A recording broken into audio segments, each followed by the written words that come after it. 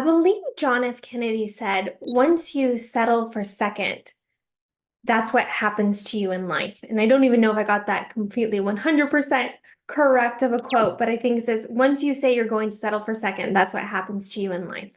I was thinking about this quote in light of actionable things within our side of our organization. Again, the whole overarching message of this playlist is get shit done. And we can't win if we don't execute, and executing is getting shit done. But we also have to be very mindful of what type of shit we're getting done. Is it the good shit? Is it the bad shit? And I had this motto. I don't know where I heard it. I don't know if I invented it. So if it belongs to somebody and they deserve credit, give them credit. It's a motto I've started to live by, and it's don't start something you don't want to continue. And we can all have this belief in our own life or this experience in our own life where we really don't want to get addicted to drinking, or we really don't want to continually skip our workouts, or we really don't want to eat ice cream every night, or we really don't want to be short with our spouse. There's all these things that we don't want to do more of in our life, because if we eat more sugar, we're going to have diabetes. If we get angry at our spouse all the time, we might end up divorced. If we skip our workouts, our body is going to atrophy. All of these things are not healthy for us. Yet we violate ourselves, and we violate our standards, and we violate and betray on micro levels in our life that hurt us in the macro long term. So don't start something you don't want to continue. And inside of our business and our organizations, that could look like don't skip meetings. If you scheduled a meeting, show up for your meeting and be prepared so you can have a productive meeting that has an agenda with outputs and action items and accountability. If you tolerate getting in meetings, just sitting there round robin, having a conversation, and then nothing actually happens and you're bouncing between meeting to meeting without any traction, then you're creating something inside of your organization that is not going to create a macro result that you're looking for, because the macro moments are dictated by the micro moments. And so not starting something that you don't want to continue is protecting you from a macro environment that you don't want to live in, because once it gets to that point, you're going to have to make an abrupt change. For instance, say you hire somebody and you realize how critical trust is, and that person that you hired, you don't really trust them, but you make excuses and you say, well, maybe they just need time, or I need to train them more, or whatever it is we say, which could all be necessary. That there could be some elements of truth to what that we do need to train people, we do need to empower them, we need to set priorities. All of that is valid and true.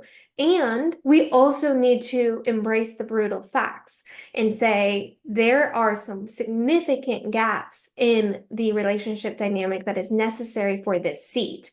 And we need to remedy it, because if we don't remedy it, it's going to create a macro problem.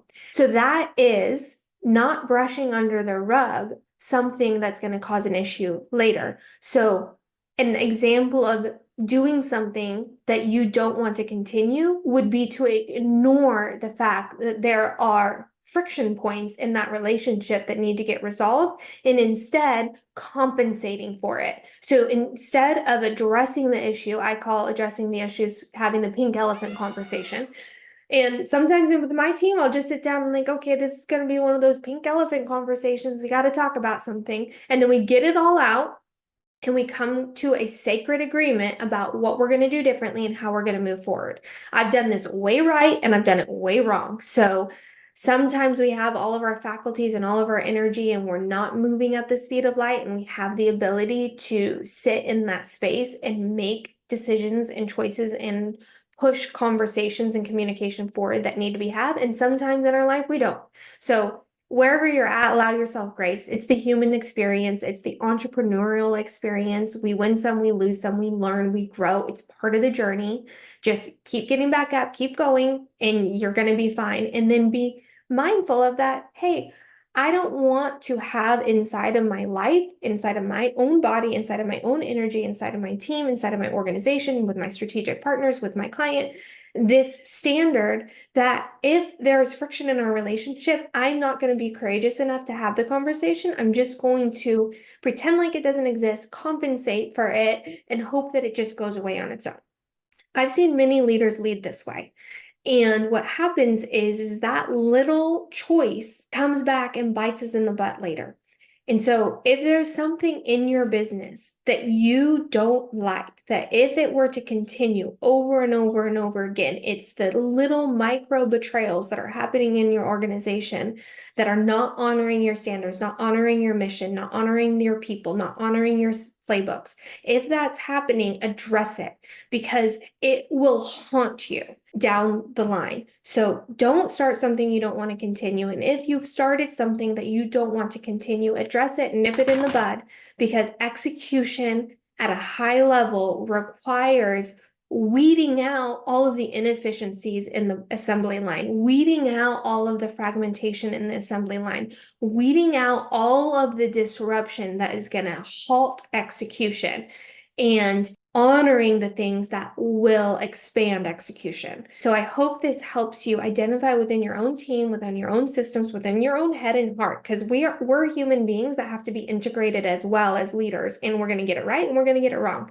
And there's no shame in either. It's just learning. We're just learning. And so if you see in your organization that you need to make some shifts around activities and things that are happening, you have full permission to make those changes. You're allowed to change your mind. You're allowed to say, I thought a certain way, and now with new information, I think differently and I'm going to make a shift. And part of that is taking inventory of the things that are occurring in your business, in your head, in your heart, in your communication, in your teams, and listing them out and nipping them in the bud so that you can put space and energy and time into the things that are really going to move the needle for you. So I hope this helps you learn how to execute more so you can win more and get shit done while staying rooted and not starting things that you don't want to continue that are going to haunt you in the future. Cheers to winning big and executing a lot and getting shit done and staying rooted. I am rooting for you. I look forward to hearing your success.